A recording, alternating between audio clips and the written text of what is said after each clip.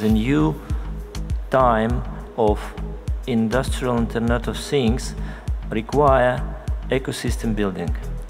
In the nearest future, even right now, we see that no one company can provide one solution for the modern plant. Moreover, many available services will be provided from cloud, covering suppliers, producers and customers.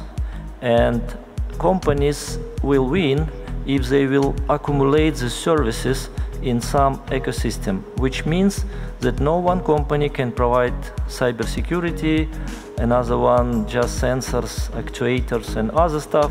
It should be definitely agreement, it should be alliance, it should be conclusion of standards and protocols.